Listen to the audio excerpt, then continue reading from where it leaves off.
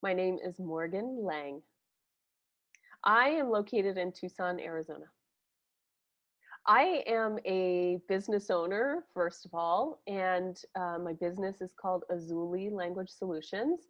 And we, at my business and myself, do translation and interpretation in English and Spanish.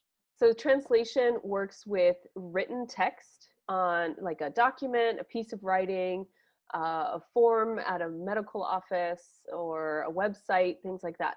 Interpretation is working with the spoken word. So if there's an interview or a presentation or um, a medical appointment at a hospital or even in court when there's a lawsuit or all kinds of things like that. So when people are talking, we're interpreting, and if something is written, it's translation.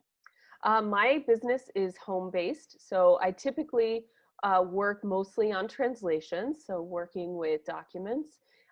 So I work from home or anywhere I take my computer, which is great. If I'm doing interpretation, it's often in an attorney's office. I work with attorneys a lot, doing interpretation for legal interviews or various conversations that attorneys might have with their clients, and then sometimes at events. So I might not so much anymore. So a lot of times it's all based online through Zoom. So we do interpretation that way too. Well, technically, none at all. So translators and interpreters don't have to have any sort of training or education in the United States. In some countries, you have to have a certification of some sort or a permit through the government. But in the United States, it's not required. So anyone who says they're bilingual can claim that they are a translator and interpreter.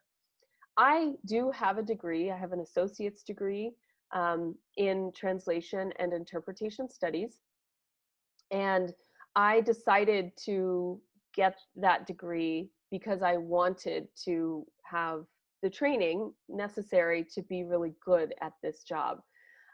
Through that, I also was able to get certified through the Arizona courts.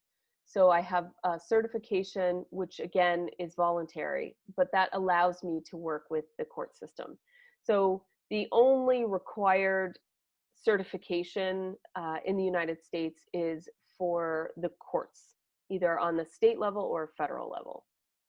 Some hospitals or medical centers require some sort of certification, either through another organization that offers certification or through their own internal system.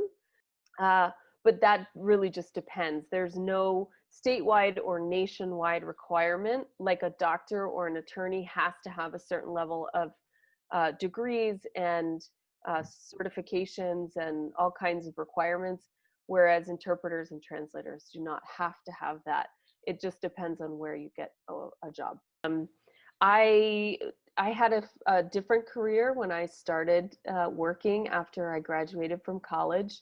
So I originally went to college and have a bachelor's degree in science. So I started with ecology and evolutionary biology is the name of my degree.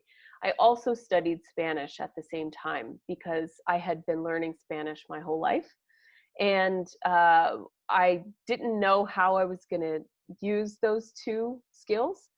But I started my working life in the environmental sciences, and I found that that was not the best fit for me.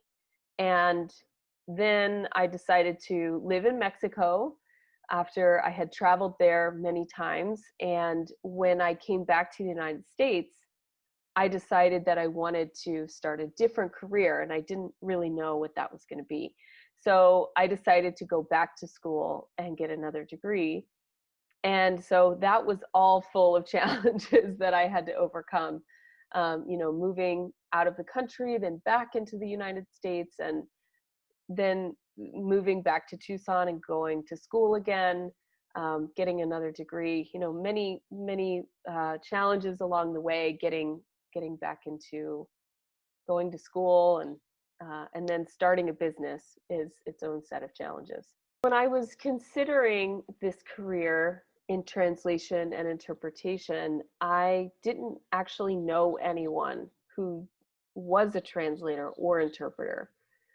But I decided that I thought that it was a good fit for me, but I wasn't sure. And so when I started looking into school programs, I came out to Tucson again and visited the director of the program of the school that I decided to go to. And he was so inspiring, and really working with him through the 2 years of study to get my degree was so inspirational, especially because he and I have something in common, which a lot of people in the program do not have in common, that we did not grow up bilingual. We learned Spanish as a second language. I started as a child, but I didn't start as a baby like so many people that grow up in bilingual households, which is very common here in Tucson. The people in the program tend to be people who live and have grown up in bilingual families and bicultural families. So they have connections with Mexico and travel back and forth a lot. The director learned Spanish as a young adult when he lived outside of the country, I think in Colombia. So he really encouraged me that it was possible to have a career in this field without being a native bilingual speaker. And that was really fundamental to give me the confidence to go into this career. I would say, don't let that stop you. And, if it's something that you're interested in, I believe it's still true that everyone in US public schools have to take another language at some point, right? Mm-hmm. Certainly in college as well, at least a couple years. And what I found was that everyone has this experience in the United States where they take a second language for a couple years and it does them no good. They get out of school and they say, oh, I took 3 years of Spanish in high school, but I don't speak Spanish. It's such a great opportunity to do something and learn another language that is, unfortunately, most people don't take advantage of. And it's lost. And I think that's a real shame.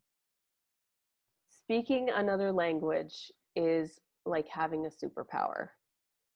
And what students may not realize, especially if they speak more than one language at home and school, and they don't even realize how special it is to speak another language.